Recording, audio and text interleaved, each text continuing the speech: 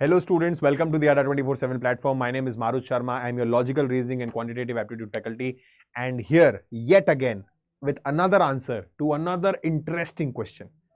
If you have been observing, I have been bringing out sessions for you in the last few days, which have been answering important questions for you, important frequently asked questions. बहुत अक्सर questions doubts बच्चों के जो मन में आते हैं उन्हीं के सवाल लेकर के मैं इन सेशंस के जरिए आ रहा हूं और ये सेशन आपके लिए बहुत इंटरेस्टिंग है, साबित भी हो रहे हैं, अभी तक हम देख भी रहे हैं और ये वाला सेशन भी बहुत मजेदार होने वाला है। कई बच्चों का पेन पॉइंट है ये दुखती रग है बहुत बच्चों की। क्या है दुखती रग? ये क्रिटिकल रीजनिंग को क्रिटिकल ही क्यों बोलते हैं? इस क्रिटिकल का मतलब ही कई लोग को नहीं पता है। A lot of people have a misconception about the word critical. तो शुरू करते हैं आज का session without any further ado, मस्त एकदम जबरदस्त अंडरस्टैंडिंग के साथ कि ये क्रिटिकल रीजनिंग क्या चीज है। ठीक है, क्रिटिकल रीजनिंग क्या है उसको समझने के लिए मैं कुछ पॉइंटर्स आपके सामने रख रहा हूं। इन पॉइंटर्स को डिस्कस करते हैं पहले ब्रीफ में कि क्रिटिकल रीजनिंग क्यों इंपॉर्टेंट है। ठीक है, ये इंपॉर्टेंस होल्ड करती है लगभग across all the competitive exams. अभी तक अगर आप देख रहे होगे, मैं एग्जाम स्पेसिफिक तो बात कर ही रहा हूं, बट मैं जेनेरिक भी बात कर रहा हूं। ये लगभग across all the competitive exams आपको काम आने वाला है। ठीक है, critical reasoning is a part of logical reasoning जो लगभग हर जगह पे आपसे पूछा जाता है। इसके लिए आपको कुछ पॉइंट्स आपके दिमाग में होने चाहिए, right? They expect you to have certain I would say certain points in your mind which will help you calculate and understand this better, right? कुछ स्किल्स की जरूरत पड़ती है, कुछ चीजें समझनी पड़ती हैं, उसको समझोगे तो ये टॉपिक समझ में आएगा। कुछ रूल्स रेगुलेशंस है वो हम लोग हमारे रेगुलर सेशंस में पढ़ेंगे। ठीक है, तो इन पॉइंट्स को फोकस करके देखते हैं एक बार। Critical reasoning holds high value in competitive examinations. ठीक है, मैंने ऑलरेडी बता दिया लॉजिकल रीजनिंग का पार्ट होता है। इसके अलावा क्लैट अंडर ग्रेजुएट एग्जाम, जो क्लैट का एग्जाम है, उसमें क्रिटिकल रीजनिंग लॉजिकल रीजनिंग के अंडर बहुत ज्यादा इंपॉर्टेंस होल्ड करता है। क्यों करता है? अगर आप क्लैट का सिलेबस देखोगे, सिलेबस में और भी टॉपिक्स आपको इधर उधर दिख जाते हैं, बट अगर आप एनालिसिस करो एग्जामिनेशंस का, if you analyse the examinations, you will find out that critical reasoning is the only one topic around which everything circulates. पूरे एग्जाम में जो भी क्वेश्चन आ रहा है सब कुछ पैसेज बेस्ड है और पैसेज सारे क्रिटिकल रीजनिंग से ही रिलेटेड है। या तो आपसे असम्पशन निकालने बोलेगा, या तो आर्ग्यूमेंट पे बात करेगा, या तो कंक्लूजन की बात करेगा, right? Everything revolves around critical reasoning. Okay, so from the CLAT perspective, again this is a very important topic, but I'm not diluting its importance in other examinations. It is equally important, if not more, in other examinations as well, right? So yes, this is a pain point. It is often an ambiguous topic. बच्चों को बहुत confusion हो जाता है इसको पढ़ते पढ़ते कि यार नहीं समझ में आ रहा है सर, हमारे हिसाब से तो ये आंसर सही है बट ये उल्टा ही कुछ और निकल के आ रहा है, ये ऑप्शन जो हमें कभी लग ही नहीं रहा था सही हो सकता है ये भी सही हो जा रहा है, कहीं कहीं पे आसान लगता है बट कहीं कहीं पे दिक्कत है। ठीक है, तो मैंने पैसेज वाला एक वीडियो बनाया है जिसमें मैंने आपको ये समझाया कि पैसेजेस को हैंडल कैसे करना है, स्पेशली क्लैट स्टूडेंट्स के लिए। उसको जाकर के देखो, अगर ये चीजें नहीं समझ में आती है तो जरूर जाकर के देखो। ठीक है, उसके बाद इसके बारे में भी मैंने बात की है कि गट फीलिंग पे बेस्ड बहुत लोग आंसर देते हैं, क्योंकि बचपन से आपको आदत पड़ जाती है, आप इंग्लिश में पैसेजेस पढ़ते हो और उसके बाद यू रियलाइज कि यार पैसेज पढ़ा, इसी में कहीं आंसर छुपा हुआ है, क्वेश्चन पूछ रहा है, कीवर्ड मैच करो, आंसर लिख दो। Without understanding the whole field, without understanding what the author is trying to tell you, you tend to give your answers, and that is where you end up making a grave mistake. तो उसको avoid करना है। Gut feeling से कभी भी answer नहीं देना है। ये आपको आपके वर्बल एबिलिटी के फैकल्टीज जरूर बताते होंगे, राइट? आई एम श्योर कि ये बच्चों का एक बहुत ही कॉमन मिस्टेक है, गट फीलिंग से आंसर देने लग जाता है। यार इंग्लिश तो फील से कर लेंगे, नहीं होता है। तो पैसेजेस भी फील से नहीं करने हैं। ठीक है, आपको अंडरस्टैंड करना है उसके पीछे का क्या रीजनिंग है, then you have to answer. ठीक है, अब ये क्रिटिकल क्यों बोलते हैं, ये कंफ्यूजन कहाँ है, मैं वो भी बता देता हूं। आपने कभी कोई मूवी, कोई फिल्म, कोई सीरीज देखी होगी जिसमें हॉस्पिटल में कोई बंदा एडमिटेड है और डॉक्टर ऐसे बाहर चल करके आता है, अरे अरे आपके पिताजी की कंडीशन बहुत क्रिटिकल है ना? होता है ना, देखा होगा ना कभी। तो ये जो क्रिटिकल है, यही शब्द का ही बच्चे पकड़ के बैठ जाते हैं कि यही क्रिटिकल है। क्रिटिकल रीजनिंग मतलब वो खतरनाक वाली रीजनिंग है ना, हालत बहुत गंभीर है, ऐसा नहीं है। This critical reasoning is different from that critical condition. इन दोनों में फर्क है, बहुत बड़ा फर्क है। उस क्रिटिकल का मतलब ही कुछ और है, इस क्रिटिकल का मतलब ही कुछ और है। ठीक है, इस क्रिटिकल का मतलब क्या है, आपने कई बार पढ़ा होगा, जब ये कोई मूवी रिलीज होती है या कुछ नया कुछ आ रहा होता है तो मूवी बोलते हैं रिव्यू आ रहा है, तो मूवी के बारे में कोई अच्छा या बुरा बोलने वाले उन लोगों को हम बोलते हैं क्रिटिक्स, है ना, ये क्रिटिक कर रहे हैं, ये क्रिटिक्स हैं, ये इसके बारे में अपनी टिप्पणी दे रहे हैं, उन लोगों को हम क्या बोलते हैं? तो इस शब्द से, इस क्रिटिक शब्द से क्रिटिकल निकलता है। क्रिटिकल मतलब जो क्रिटिसाइज करने से बना है। Okay, so that is how it has some opinion, that is how the word critical has comes up, and it depicts the ability to have a rational and logical thought process. एक rational और logical thought process होगा और ये आपको कुछ पढ़ करके या कुछ समझ करके उसमें से डिडक्शन या कंक्लूजन निकालने में मदद करता है। तो ऐसा थॉट प्रोसेस डेवलप करना, इसी को क्रिटिकल थिंकिंग बोलते हैं और यहीं से क्रिटिकल रीजनिंग निकल के आता है। ये फर्क समझना बहुत जरूरी है। वो क्रिटिकल कंडीशन वाला क्रिटिकल अलग है, क्रिटिकल रीजनिंग वाला क्रिटिकल अलग है। तो यही मैंने यहां लिखा हुआ है, क्रिटिकल कंडीशन, क्रिटिकल रीजनिंग, शब्द दोनों सेम, मतलब दोनों के अलग अलग। ठीक है, अब जब इतनी बातें कर ही ली है ना, जब इतना ज्ञान दे ही दिया है, तो इस पे से भी पर्दा उठाते हैं कि क्रिटिकल रीजनिंग में क्या आता है, टॉपिक्स कैसे होते हैं। जो क्लैट की तैयारी ऑलरेडी कर रहे हैं, ऑलरेडी एट पा रहे हैं या बाकी एग्जाम्स की भी, उनको पता है क्रिटिकल रीजनिंग क्या है। बट जो पहली बार देख रहे हैं या जो नया नया समझने की कोशिश कर रहे हैं या जिनके दिमाग से आज ही ये चश्मा हटाए कि अच्छा ये दोनों क्रिटिकल अलग अलग हैं, तो उनके लिए बात कर लेते हैं कि क्रिटिकल रीजनिंग में क्या होता है। क्रिटिकल रीजनिंग में मेजरली, अगर मैं नॉर्मल क्वेश्चंस की बात करूं, पैसेजेस की नहीं, नॉर्मली क्रिटिकल रीजनिंग के अंदर क्या आते हैं? दो टाइप के क्वेश्चन आते हैं। एक स्टेटमेंट पे बेस्ड होता है, एक में स्टेटमेंट नहीं होता है। मतलब एक टाइप के क्वेश्चंस में आपको स्टेटमेंट दिया होगा और फिर उससे रिलेटेड कुछ ना कुछ आपको और कैलकुलेशन या कुछ निकालना होगा, डिडक्शन करना होगा। दूसरे केस में आपको स्टेटमेंट नहीं दिया होगा, आपको डायरेक्ट क्वेश्चन अटेम्प्ट करना है। ठीक है, स्टेटमेंट का क्या मतलब है? तो स्टेटमेंट बेस्ड है और दूसरा आपका हो गया नो स्टेटमेंट बेस्ड। स्टेटमेंट में क्या है? स्टेटमेंट में बस एक पॉइंट आपको ध्यान रखना है, जो मेजर पॉइंट है, that whatever is mentioned in your statement is 100% accurate and true.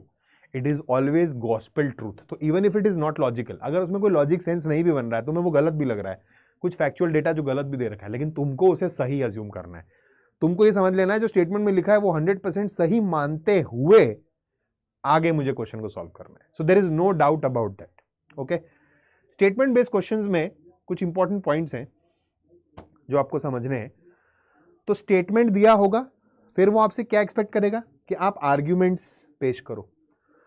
कभी कभी क्या होगा, स्टेटमेंट आपको दिया होगा, साथ ही में कुछ आर्ग्यूमेंट्स दिए होंगे और आपसे बोलेगा कौन सा आर्ग्यूमेंट वीक है, कौन सा स्ट्रॉन्ग है। याद रखना, there is a difference here also. A lot of students consider strong arguments to be true arguments, okay, or correct arguments, and weak arguments to be incorrect arguments. That is not the case. Strong और weak दोनों ही सही argument हो सकते हैं, लेकिन strong का मतलब है कौन सा argument उस statement को strong बना रहा है, कौन सा argument उस statement को weak बना रहा है। तो कौन सा उसके for है, कौन सा उसके अगेंस्ट है। तो ये स्ट्रॉन्ग और वीक या फॉर और अगेंस्ट का कॉन्सेप्ट है, सही गलत का कॉन्सेप्ट नहीं है। सवाल जो पूछेगा उसके हिसाब से आपको आंसर निकालना है। ठीक है, तो आर्ग्यूमेंट्स की पहले मैं बात कर रहा हूं, अजम्पशन की बात हम बाद में करेंगे, मैं बताता हूं क्यों। तो स्टेटमेंट आर्ग्यूमेंट का एक टाइप का क्वेश्चन आ गया। तो यही पैसेज में भी यही चीज होती है, बस पैसेज में स्टेटमेंट नहीं होगा, पूरा पैसेज लिखा होगा आपके सामने और पैसेज को पढ़ के आपको देखना है कि जो ऑप्शंस दिए हैं उसमें से कौन सा आर्ग्यूमेंट ऐसा है जो स्ट्रॉन्ग कर रहा है पैसेज को या पैसेज वाले आर्ग्यूमेंट को वीक बना रहा है। ठीक है, उसके अलावा दूसरा टाइप का क्वेश्चन आएगा इसमें से कंक्लूजन्स या इन्फेरेंस। अब मैंने यहाँ स्लैश लगा रखा है, स्लैश का मतलब बच्चों को लगता है कि भाई कंक्लूजन और इन्फेरेंस एक ही बात है, सर ने बस अलग अलग वर्ड यूज किए हैं। बहुत ही बड़ा गलती है, बहुत बड़ी गलती है, it's a major problem. Conclusions are different, inferences are different, they have, I mean they are on similar lines but they are still very different, there is difference between them. तो अगर ये जानना चाहते हो मुझे बता दो भाई कमेंट सेक्शन में कि सर कंक्लूजन और इन्फेरेंस का डिफरेंस क्या है, ये भी बता दो, क्योंकि इस सेशन में अब अलग से इसको डिस्कस करने जाएंगे तो बहुत लंबा खिंच जाएगा। तो इसके लिए अलग से सेशन आप लोग के लिए ले आऊंगा। इंटरेस्टेड हो तो बताओ, तुम देख रहे होगे मैं बड़ी इंटरेस्टिंग चीजें लेके आ रहा हूं तुम्हारे लिए। वो सारे पॉइंट्स, वो सारे क्वेश्चंस जो बच्चों के मन में अक्सर होते हैं, जो आप रेगुलर क्लासेस में आंसर नहीं कर पाते हो। मैं आता आपको टॉपिक पढ़ाता हूं, चला जाता हूं, कोई भी आएगा टीचर टॉपिक पढ़ाता चला जाता है, बट ये पीछे की वो चीजें हैं जो जानकारी आपको होना जरूरी है। तो अगर इंटरेस्टेड हो मुझे कमेंट बॉक्स में फटाफट बताओ, मैं पढ़ के आपके लिए जल्दी से सेशन तैयार करके ले आऊंगा। ये भी तो तैयार किया ही है ना, तो वो भी कर लेंगे, कोई दिक्कत नहीं है। ठीक है, तो स्टेटमेंट, कंक्लूजन और इन्फेरेंस का मतलब है कि स्टेटमेंट आपको दिया होगा, आपको ये डिराइव करना है कि उसमें से क्या कंक्लूजन ड्रॉ हो रहा है या क्या इन्फेरेंसेस निकल के आ रहे हैं। ठीक है, सेम चीज अगेन पैसेज के साथ होगी। पैसेज दिया होगा, आपको बोलेगा इसका मेन कंक्लूजन क्या है वो बता दो, कि इसका फाइनल कंक्लूजन क्या निकला इस पैसेज को पढ़ करके, या फिर आप क्या क्या इन्फरेंसेस डिराइव कर सकते हो उस पैसेज में से। ऐसे सवाल आपसे आ सकते हैं, ठीक है। तीसरा statement, course of action. Course of action passage के केस में कम आता है, बहुत ही रेयरली आएगा, लेकिन कोर्स ऑफ एक्शन भी एक इंपॉर्टेंट पार्ट है। कोर्स ऑफ एक्शन का मतलब है कि अगर आप एक अथॉरिटेटिव फिगर होते और स्टेटमेंट में घटना दे दी जाती है कि अगर ये एक्शन होता तो आप इनमें से कौन सा कोर्स ऑफ एक्शन लेते, या इसमें से कौन सा course of action would have been the most advisable, ऐसा भी एक क्वेश्चन आ जाता है, ठीक है। और अब हम आते हैं अजम्पशंस पे। अजम्पशंस मैंने लिखा सबसे पहले लेकिन बताया सबसे एंड में इसीलिए है क्योंकि अजम्पशंस को अभी तक जो जो आपने देखा, आर्ग्यूमेंट्स, कंक्लूजन, इन्फेरेंस और कोर्स ऑफ एक्शन, ये सब स्टेटमेंट घटित होने के बाद आता है। Once the statement is over, then we will talk about arguments, then we will talk about conclusions or inference, then we will talk about the course of action. But what about assumptions? Assumptions is something which comes before your statement. अगर आप passage पढ़ रहे हो और आपसे बोल रहा है assumption बताओ, तो पैसेज पढ़ के उसमें से assumption नहीं निकालना है, वो तो conclusion हो गया, inference हो गया। आप assumption के केस में आपको क्या दिमाग लगाना है कि ये assumption पैसेज से पहले हुआ होगा, मतलब इस पैसेज को लिखते हुए या इस पैसेज के बारे में सोचते हुए ऑथर ने कुछ अज्यूम किया है जिस पे उसने ये पैसेज का आधार रखा है। This passage is based on that assumption and that is what you have to find out. So you have to hit the note wherein the assumption is lying before your passage started. So you have to understand assumption will always come before, okay, followed by whatever statement or passage we are talking about, okay, and then we have all the rest of these things. So ये मोटा मोटी critical reasoning का statement based का part है। अब no statement base पे भी आ जाते हैं। नो स्टेटमेंट बेस में क्या क्या आएगा?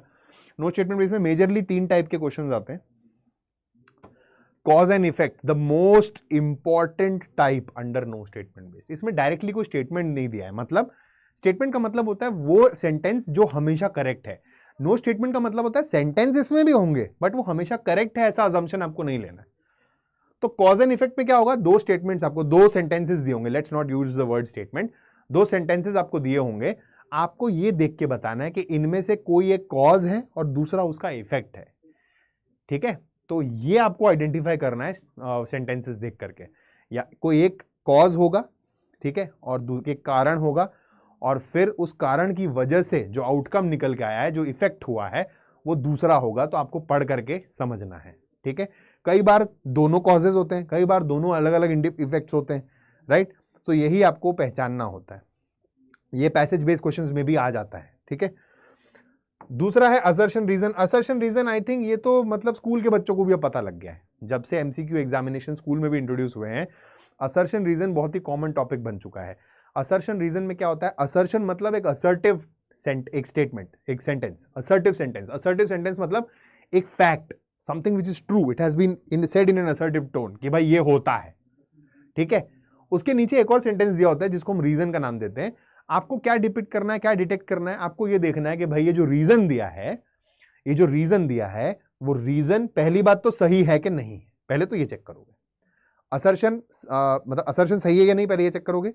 फिर रीजन इंडिपेंडेंटली सही है या नहीं, ये चेक करोगे। फिर देख करोगे कि रीजन या असर्शन को एक्सप्लेन करता है या नहीं करता है, ठीक है। कभी कभी ये भी होता है कि दोनों अपनी जगह तो सही होते हैं इंडिविजुअली, बट ये आपस में रिलेटेड नहीं है। ये रीजन किसी और चीज का एक्सप्लेनेशन है, इसका नहीं, ठीक है।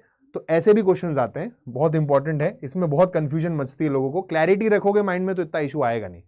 क्रिटिकल रीजनिंग क्रिटिकल एबिलिटी को डेवलप करते हुए आएगा। तो जितना क्रिटिकल एबिलिटी डेवलप करोगे, जितनी प्रैक्टिस करोगे, उतना बेटर। इसका कोई शॉर्ट ट्रिक नहीं है कि भाई ये समझो हो जाएगा। फिर भी इसमें से मैंने कुछ चीजें, कुछ निचोड़ निकाला है आपके लिए, जो मैं आने वाले सेशंस में लाता रहूंगा कि कैसे इन क्वेश्चंस को, इन टॉपिक्स को थोड़ा सा साइंटिफिक वे से डील किया जा सकता है। कुछ कीवर्ड सर्च करके समझा जा सकता है कि अच्छा यार ये पॉजिटिव की तरफ जा रहा है, नेगेटिव की तरफ जा रहा है, इसका ये डिडक्शन निकल रहा है कि नहीं निकल रहा है। You still can do that, if not 100%, at least you can reach to an 85-90% accuracy, right. That is going to help you a lot. तीसरा टॉपिक होता है डिसीजन मेकिंग। आसान बहुत होता है, थोड़ा टाइम कंज्यूमिंग होता है। इसमें क्या होता है, कुछ आपको इंस्ट्रक्शंस दे दिए जाते हैं भाई ये इंस्ट्रक्शन है, ये है, ये है। अब एक सिनेरियो का क्वेश्चन आ जाता है कि ये सिनेरियो है, इन इंस्ट्रक्शंस को मद्देनजर रखते हुए, keeping these instructions in mind, you have to take a decision as an authority figure कि भाई ये इंस्ट्रक्शंस है, बताओ क्या डिसीजन लिया जाएगा, ठीक है। और वही ऑप्शंस में दिया होगा, आपको डिसीजन लेना है and you have to move ahead, right. So these are the two major types of critical reasoning topics, statement based and no statement based. हम लोग ये सारा कुछ पढ़ेंगे, डिटेल में पढ़ेंगे, अच्छे से एनालिसिस करेंगे और समझेंगे और अपना एग्जाम क्रैक करेंगे. तो मेरे साथ मिलकर के अगर आपको ये सेशंस देखने में मजा आ रहा है, एग्जाम क्रैक करना है, so like this session, subscribe to Adda 24/7 channel. अभी हम लोग निकालते हैं इसका भी हिसाब किताब कि भाई कौन लोग बिना सब्सक्राइब किए देख रहे हैं, तो प्लीज वो मत कीजिए, ठीक है. Subscribe to the channel, spread it across like wild fire. ये फैला दो अपने सभी टेलीग्राम चैनल्स पे, ग्रुप्स पे, जहां पे बच्चे इसको देख रहे हैं और इससे अपना पूरा फायदा उठा सकते हैं. And if you want more such sessions, please put it in the comment box so that I understand that you're liking my session and you're liking what I'm trying to bring you as far as the content is concerned, and you want more such interesting topics. I am Marut Sharma, your logical reasoning and quant faculty. Thank you so much for joining this session live. Bye bye, take care, namaskar, Jai Hind.